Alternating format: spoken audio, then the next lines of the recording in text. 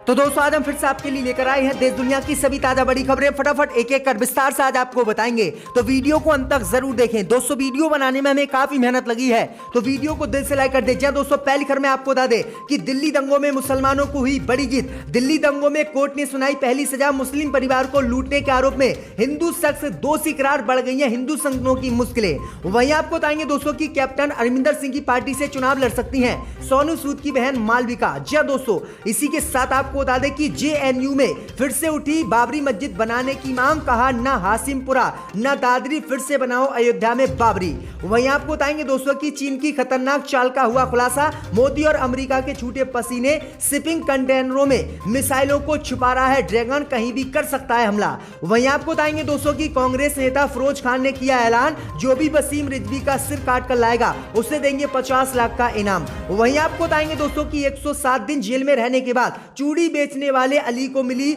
Madhya Pradesh court से जमानत। बताया उस रात हिंदू संगठनों ने किस तरह से किया था उसे परेशान। तो दोस्तों सभी खबरों को आपको एक एक कर बताने वाले हैं। वीडियो को लाइक कर चैनल को सब्सक्राइब कर दें और हमें कमेंट में बताएं कि आपके जिले किस राज्य से हमारी खबरों को देख रहे हैं। इसी बीच तो दोस्तों अगली खबर की ओर, तो दिल्ली दंगों में मुसलमानों की हुई सबसे बड़ी जीत। दिल्ली दंगों में कोर्ट ने सुनाई पहली सजा। मुस्लिम परिवार को लूटने के आरोप में हिंदू शख्स दोषी करार। दोस्तों आपको बता दें ये बड़ी खबर सामने निकल कर आई दोस्तों की नागरिकता संशोधन कानून को लेकर दिल्ली में बीते साल फरवरी में हुए दंगे के मामले में मुसलमानों की आज बड़ी जीत हुई है। दंगों के मामले में कोर्ट ने पहली बार किसी को मुजरिम करार दिया है। कोर्ट ने आरोपी दिनेश यादव को दोषी माना है। उसकी सजा का ऐलान अब कोर्ट 22 दिसंबर को करेगा। यह मामला नॉर्थ ईस्ट दिल्ली के गोकुलपुरी इलाके का है। पुलिस के मुताबिक दंगे के दौरान 25 फरवरी की रात में मनोरी नाम की एक 73 साल की मुस्लिम बुजुर्ग महिला के घर में 100 से ज्यादा हिंदू संगठनों के दंगइयों ने जबरन घुसकर आगजनी की थी। उसके घर में लूटपाट भी हुई थी। दिनेश यादव आगजनी करने वाली भीड़ में शामिल था। उसके खिलाफ गोकुलपुरी थाने में मुकदमा दर्ज किया गया था। 8 जून 2020 को उसे पुलिस ने गिरफ्तार किया था, लेकिन अब कोर्ट ने उसे दोषी माना है और 22 दिसंबर को उससे सजा दिल्ली हाई कोर्ट सुनाएगा। तो ये बड़ी अपडेट आई दोस्तों की मुसलमानों की बड़ी जीत दिल्ली हिंसा को लेकर हुई है और पहली बार जो सजा सुनाई है वो हिंदू शख्स को कोर्ट ने सुनाई है। तो किस तरह से बीजेपी और हिंदू संगठनों ने षड्यंत्र के तहत मुसलमानों पर दिल्ली में नागरिकता संशोधन कानून के नाम पर हमला किया था, जिसमें 50 से अधिक लोगों की मौत भी हुई थी। इसी बीच तो दोस्तों अगली खबर की ओर, तो कैप्टन अमरिंदर सिंह की पार्टी से चुनाव लड़ सकती है सोनू सूद की बहन मालविका। भाजपा ने रखी है शर्त। दोस्तों आपको बता दें कि फिल्म अभिनेता सोनू सूद की बहन मालविका सूद के कांग्रेस या आम आदमी पार्टी में शामिल होने की चर्चाओं को विराम लग जाने के बाद अब तय माना जा रहा है कि मालविका पूर्व सीएम कैप्टन अमरिंदर सिंह की पंजाब लोक पार्टी के टिकट पर मोगा विधानसभा सीट से चुनाव लड़ सकती है। इसके लिए भाजपा ने सोनू सूद के सामने शर्त रखी है। सोनू सूद से भाजपा ने मांग की है कि सोनू सूद पंजाब में बीजेपी के लिए चुनाव प्रचार करेंगे, तभी पार्टी कैप्टन दल को मोगा विधानसभा सीट देगी। इस समय जब भाजपा व पंजाब लोक पार्टी के बीच सीटों के बंटवारे की जमीन तैयार की जा रही है, उस समय फिल्म अभिनेता सोनू सूद की पंजाब में मौजूदगी इन चर्चाओं को हवा दे रही है। भाई आपको बता दें कि इससे पहले खबर आई थी कि सोनू सूद की बहन आम आदमी पार्टी या कांग्रेस पार्टी से पंजाब में विधानसभा चुनाव लड़ सकते हैं, लेकिन दोनों पार्टियों ने टिकट देने से इनकार कर दिया, जिसके बाद कैप्टन अमरिंदर सिंह की पार्टी से जो बीजेपी का गठबंधन हुआ है उस गठबंधन में सोनू सूद की बहन चुनाव लड़ सकती है। तो ये बड़ी अपडेट आई दोस्तों। इसी बीच तो दोस्तों अगली खबर की ओर, तो जेएनयू यूनिवर्सिटी में बाबरी मस्जिद बनाने की फिर से उठी मांग। भाजपा को झटका। दोस्तों आपको बता दें कि दिल्ली की जेएनयू यूनिवर्सिटी के कैंपस में एक बार फिर से बाबरी मस्जिद बनाने की मांग उठी है और इस मामले को लेकर नारेबाजी भी हुई है। दरअसल आपको बता दें कि 6 दिसंबर 1992 को अयोध्या में बाबरी मस्जिद तोड़ी गई थी। उस घटना के विरोध में जेएनयू कैंपस में छात्र संघ ने एक प्रोटेस्ट मार्च निकाला है। इस प्रोटेस्ट मार्च में छात्र संघ ने नारेबाजी की और कहा कि ना हासिमपुरा ना दादरी, फिर से बनाओ बाबरी।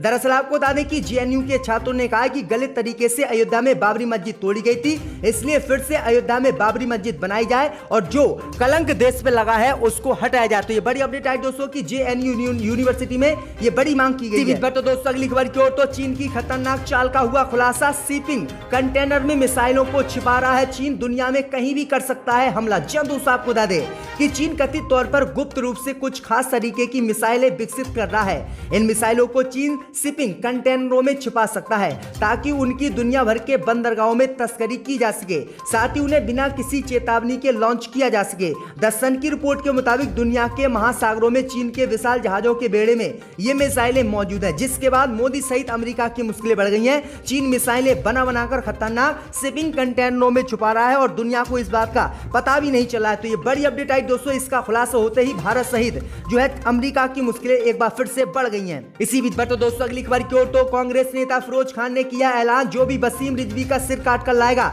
उसे देंगे 50 लाख का इनाम। जी दोस्तों, आपको बता दें कि सिया सेंट्रल वक्फ बोर्ड के पूर्व चेयरमैन वसीम रिजवी ने हिंदू धर्म स्वीकार करने पर सियासत तेज हो गई है। हैदराबाद से कांग्रेस के पूर्व उम्मीदवार मोहम्मद फिरोज खान ने इसको लेकर बड़ा ऐलान किया है। उन्होंने ऐलान करते हुए कहा है कि वसीम रिजवी का मर्डर करने वाले का हमेशा से वह साथ देंगे, साथ ही कहा है कि उसका सिर काटने वाले को 50 लाख का इनाम भी दूंगा। फिरोज खान भी भद्दी भद्दी गालियां देते हुए कहा है कि मैं सिविल कोर्ट और हाई कोर्ट और सुप्रीम कोर्ट के वकीलों का पूरा खर्च देने को भी तैयार हूं, और जो कोई भी वसीम रिजवी का सिर काट कर लेकर आएगा उसे 50 लाख रुपए का मैं इनाम भी दूंगा। तो ये बड़ी अपडेट आई दोस्तों, बीते दिनों गाजियाबाद स्थित डासना देवी मंदिर में यति नरसिम्हानंद सरस्वती की मौजूदगी में वसीम रिजवी ने हिंदू धर्म अपना लिया था, और हिंदू धर्म अपनाने के बाद इस्लाम धर्म को आतंकियों का गुट कहा था और कहा ये कोई धर्म वरम नहीं है, ये आतंकियों का गुट है जो 1400 साल पहले अरब में बनाया गया था। इसी बीच पर तो दोस्तों अगली खबर की ओर, तो अरविंद केजरीवाल ने चरणजीत सिंह चन्नी पर कसा तंज, कहा काला हूं तो क्या हुआ,